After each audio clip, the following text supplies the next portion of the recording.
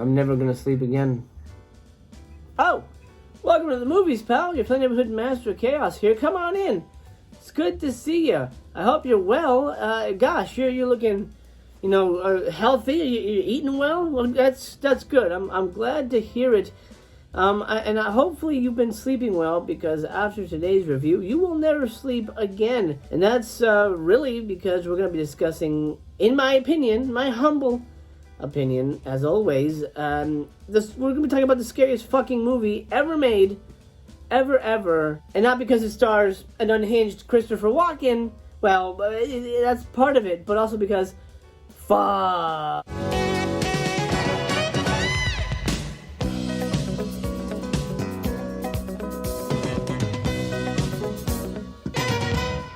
First of all, thank you to Scream Factory for putting this out on Blu-ray. This is Communion, directed by Philip Morris, starring Christopher Walken and Lindsay Krause. Fuck, man. This is a scary movie. Scary.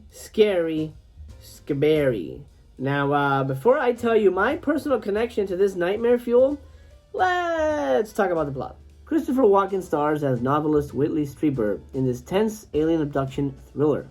Vacationing at his family's home in the woods, Whitley is awakened one night by bright lights outside his window. The next morning, he believes he dreamed of being taken by aliens to a spaceship. As the frequency of these dreams increase, he wonders, are these encounters just hallucinations, or is this really happening? In desperation, he seeks out a therapist who may help Whitley expose the truth. This, in my opinion, is the film that started it all. Before X-Files, before Fire in the Sky, there was Communion, and fuck, is it well made. That's number one, the one thing that you should take away from this review. Communion is so fucking well made that it's shocking that it's only being rediscovered now, this month, in 2022, when Scream Factory finally dropped this limited Blu-ray, which I don't know why the fuck it's limited, but it is. Hopefully you grabbed it if it's still available. I do suggest you go pick it up, because even if you don't believe in aliens, if you like Christopher Walken, you're gonna love this fucking movie. He's at his fucking finest form in this movie. Let me tell you why I consider this the scariest movie ever made. Oh my.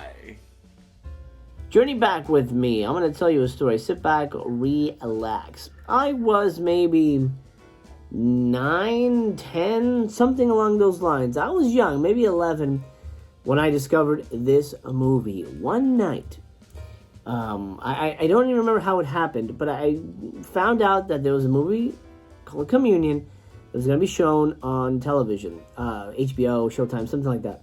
I don't know if I saw a trailer. I must have seen a trailer because I wanted to watch it, and my parents only had cable in their room. Obviously, with scrambled porn and all that stuff.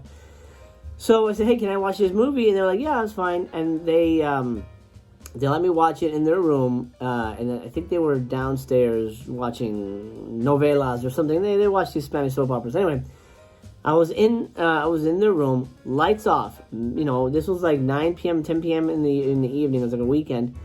Door was closed. Actually, no, the door was partially open. That's what leads to the nightmare. And I was laying in the bed watching the movie, expecting, I don't know, Ghostbusters or something. I don't know. And what transpired was probably the most traumatizing cinematic experience of my life. To this day, I remember, I've mentioned it to my children. I said, when this came out, I'm like, guys, I need to show you this movie. To the point, after I've described the story to them, Little Master doesn't want to watch it anymore. He goes, no, I don't want to watch it, Dad. I don't want to watch it. Be afraid. Be very afraid. This movie wastes no time. About 13 minutes, exactly 13 minutes into the movie, this happens. Someone there.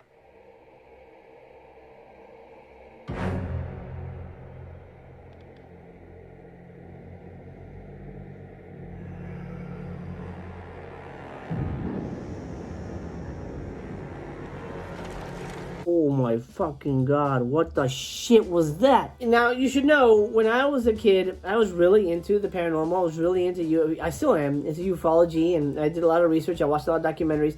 So I was a believer. I still am a believer in, in the paranormal and UFOs and all that kind of stuff. That alien face traumatized me. And remember that open door I told you about? I look over at the open door of my parents' bedroom, and I see it's like a little corner. I'm like, oh my God, my heart would stop right fucking now if an alien face poked out around that door. At that moment, my mom looks in on me, say, hey, is everything okay? And I've never shit my pants, but I came real close right then. I swear to God, I thought she was an alien. Anyway, that physical experience with the movie experience and the fact that the rest of the movie was as creepy and realistic. And I think that's the important part. It's a very realistic movie. It's not like all those other ones that feels kind of a little, there's more fanciful kind of stuff to it. It feels very realistic. It's really because of the performances. Walken and Krause are great together. They're a great couple. And the movie feels real. It feels so real. Like their dialogue, their interactions. Obviously, Walken's on a fucking other planet, always.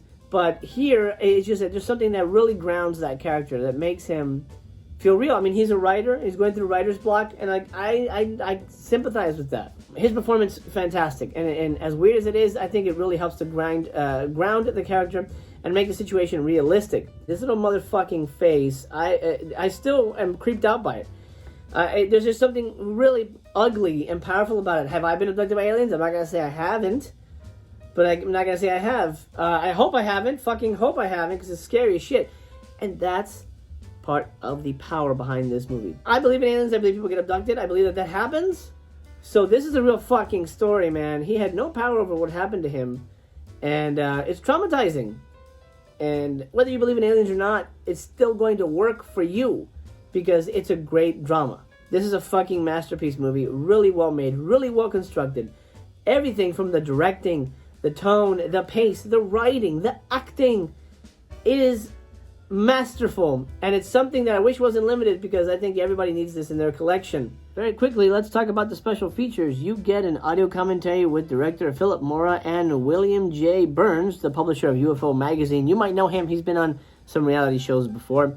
Then you get an audio commentary with just Philip Mora. Then you get something really interesting. It's about 15 minutes of outtakes of just kind of random riffing from the alien abduction scenes. And it's a lot of fun to watch, and they're narrated because there's no audio. Obviously, because they're not the audio wasn't sunk to it. So it's narrated by Philip Mora, and he gives you some background on the directing of those scenes and working with Christopher Walken. Really good stuff.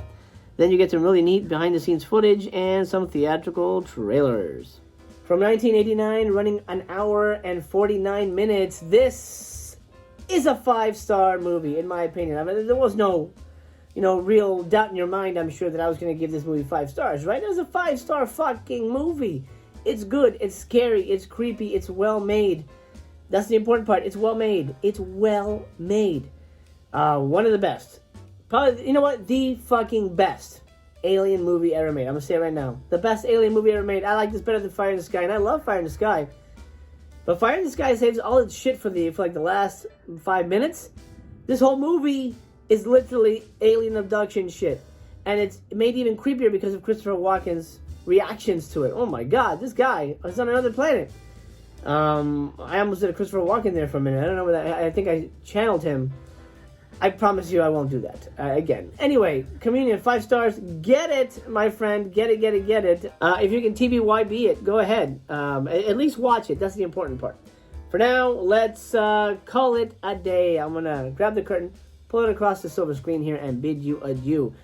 Take care of yourselves. Watch out for aliens. And if you see strange lights in the sky, it's probably an airplane. But there's 50-50 chance it is not. With that sobering thought, I'm going to let you go. Stay warm out there.